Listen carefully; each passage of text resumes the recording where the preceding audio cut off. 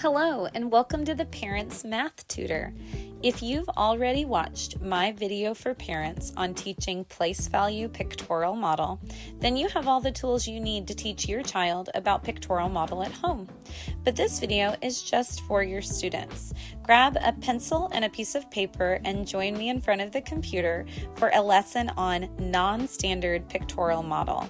Just a note for parents, if your student seems to be doing well with regular standard pictorial model, but they struggle with what I'm about to do, which is non-standard pictorial model, they might be struggling with being flexible with their numbers and being able to regroup them. This is a necessary skill for addition and subtraction, so practicing non-standard model is super important. All right, let's jump in. Hi friends, I'm so glad that you joined me today. Hopefully you have a piece of paper and a pencil or a whiteboard and a marker and you're ready to practice some pictorial model with me. Today I will do two examples with you. So the first two math problems I do, you can just do right along with me and you can write down everything I write down, or you can just watch and listen. The third one will be for you to practice on your piece of paper to see if you can get the right answer all by yourself. Today, we're going to continue working on pictorial models, but our pictorial models are going to look a little different today.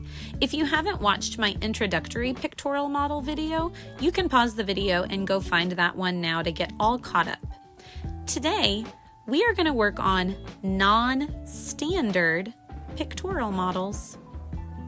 The word standard means regular, just the regular way that you do something. And the word or the prefix non means not. So we're working on a pictorial model that is not standard. And the standard way to write a number is with a hundreds place, a tens place, and a ones place. Let's try this with this picture. There's 1, 2, 3, 4, 5, 6, 7, 8, 9, 10, 11, 12 ones, okay? There's 1, 2, 3, 4, 5, 6, 7, 8, 9, 10, 11 tens. And there's 100. Oh, goodness gracious. That is not how a number is supposed to look at all. That's because we need to regroup this pictorial model. We can't write it that way. So I'm going to erase that. And I'm going to start over and show you how you can put groups of 10 together to make a standard number that looks correct. Let's try again. I'm going to give myself a hundreds place, a tens place, and a ones place. Let's start with our ones.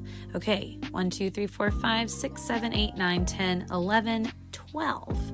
Now, I know that a rod is equal to 10 units put together. Here's 10 units. So I can actually pretend that I've made a new rod out of these units. So now that I've turned those into a rod, I only have 2 ones left over. So I'm going to write 2 in the ones place. All right, let's go to the tens. 10, 20, 30, 40, 50, 60, 70, 80, 90, 100, 110. I have 11 tens. I know that 10 tens put together is equal to a flat or another 100. So now I have the 10 that I created with my units, and I have the rod that I did not regroup into the flat. So I actually have 2 tens. So I'm going to put a 2 in the tens place. And then I have my original flat. And then I have the flat that I just regrouped with all those tens together. So I have 2 ones.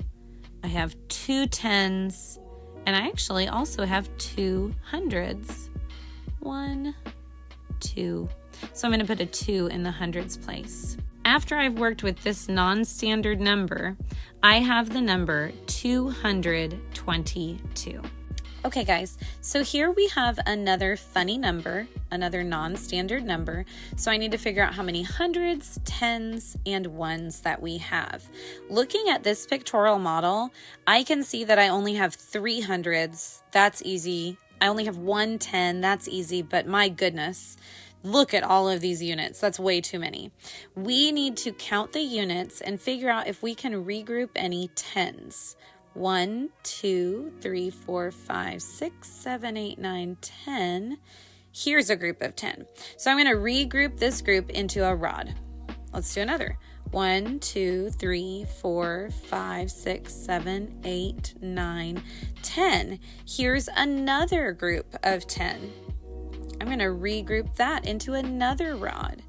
So check it out. I only have one unit left. So now I know I have 3 hundreds. 100, 200, 300. I have 3 rods. 1, 2, 3. Because I regrouped from the units. And then I just have that 1 unit left. So this number would be 331. All right, friends, we've made it to the last problem. I'm going to blur my screen in a second and solve, and you're going to solve on your own on your piece of paper. So you need to pause the video and draw this pictorial model right now. Here are some tips and tricks. First, find all groups of 10. Then, if you need to regroup to the correct place value, do that. Finally, count the total and write your answer in your hundreds, tens, and ones. Okay, I'm going to blur my screen. Good luck. Do the work on your own. And when I unblur the screen, I will reveal the answer and we'll see if you got it right.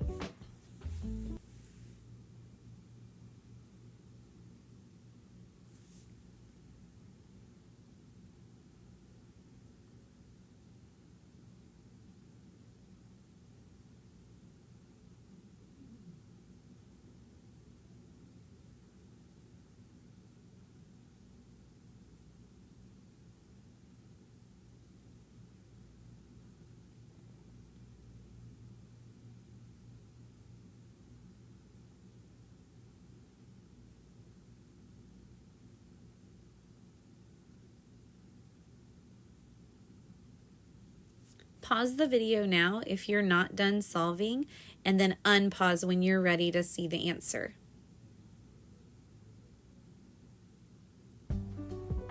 All right, guys, here's the answer. The answer is 136. I had 10 rods that I could turn into a flat. I had 10 units that I could turn into a rod, and that gave me 100, 3 tens, which is 30, and 6 units. Remember, today we worked on non-standard pictorial model. I also like to call this funny numbers because you're not working with a regular number. It looks crazy. I also call it a wonky number. When you have so many rods and so many units and so many flats, sometimes we have to do a little rearranging and puzzle piecing to figure out the final answer. Thank you so much for joining me today on the Parents Math Tutor.